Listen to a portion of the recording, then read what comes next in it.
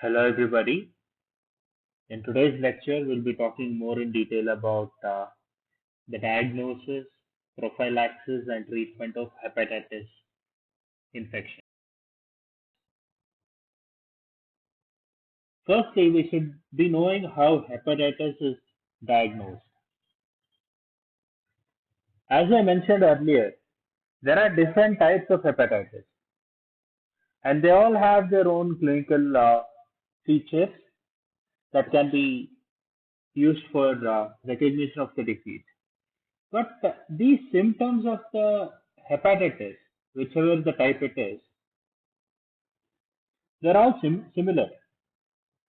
So it is very much essential to use a diagnostic facility or a laboratory diagnosis feature in order to identify the type and severity of the disease.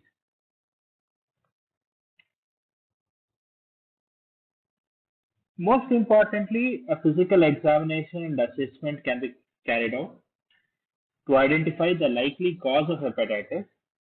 For example, if a patient has recently traveled abroad and if that person is showing the symptoms, then it may be assumed that they may have an hepatitis A virus infection,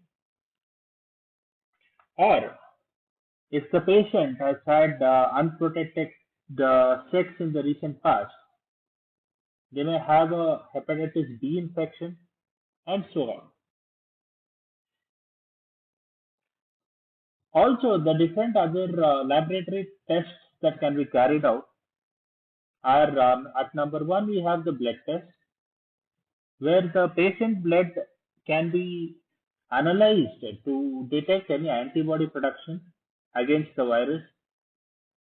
Also, this can be coupled with the liver function test to check for the levels of liver protein and enzymes. So, if the liver protein and enzymes are being synthesized in a normal concentration, then it clearly indicates that the symptoms are not corresponding to hepatitis, and so on. After this, a nucleic acid test also can be done.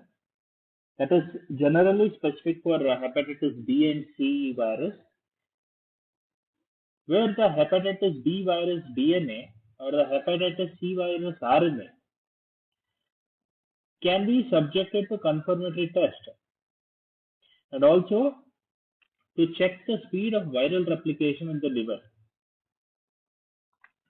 So this will not just confirm the presence of the virus, but also indicate on how fast the disease is spreading.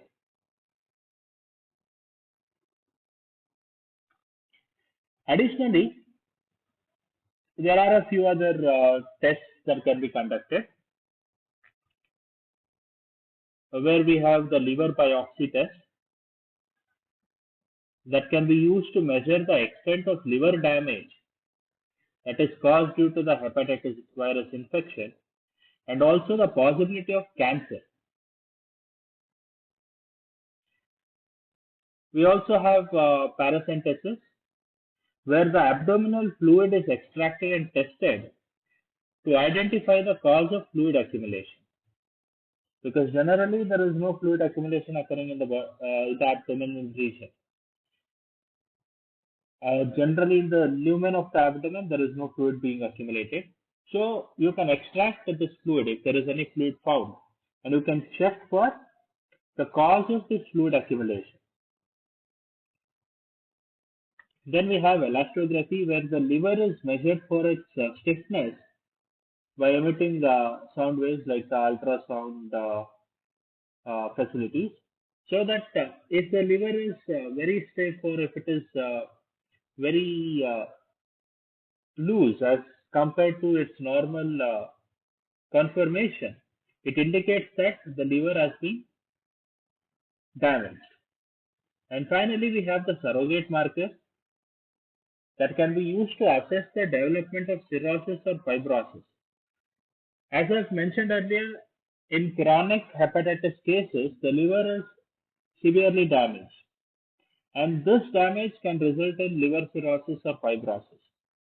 So surrogate markers will help us identify if there is any development of cirrhosis or fibrosis, and this can indicate that there is a possible hepatitis virus infection. Despite all of this, as I told you, we need all these diagnostic tests to determine which type of hepatitis virus infection has occurred. And so based on the diagnosis, the treatment will be facilitated.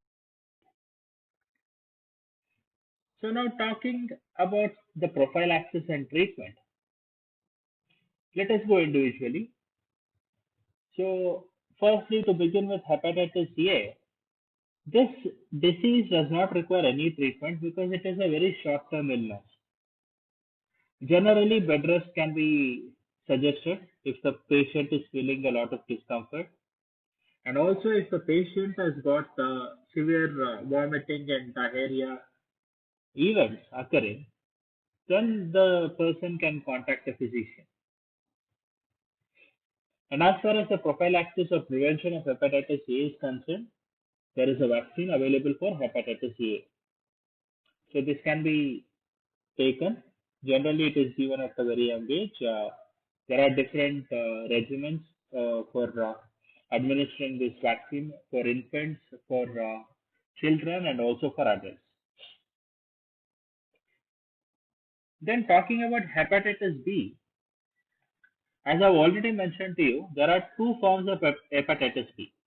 First one is known as an acute hepatitis B and second is known as a chronic hepatitis B. Acute hepatitis B does not require any specific treatment, whereas the chronic hepatitis B is treated with antiviral medications. Also, in the case of chronic hepatitis B, there has to be a regular medical evaluation and monitoring that has to be carried out to make sure that the patient is responding to the treatment. And talking about the prevention of hepatitis B, there is a vaccine for this specific purpose, and the vaccine can be administered in order to avoid hepatitis B. Next, moving on to hepatitis C, here there is a requirement of combination of antiviral drug therapies to treat both the acute and chronic forms of hepatitis B. Also, generally what happens is the patient is monitored after these combination of drug therapies is provided in order to identify which drug therapy showed the greatest effect in controlling hepatitis C. And after that, that specific drug therapy will be provided to the patient until he recovers. Also, in the chronic event where there has been a liver cirrhosis that has occurred, the patient may be advised with liver transplant. And in terms of prophylaxis, there is no specific regimen available for controlling or prevention of hepatitis C infection. So care must be taken at the level of treatment itself. Next, talking about hepatitis D, there is no specific treatment available for hepatitis D. However, there was a report that suggested the use of alpha interferon to treat hepatitis D infections.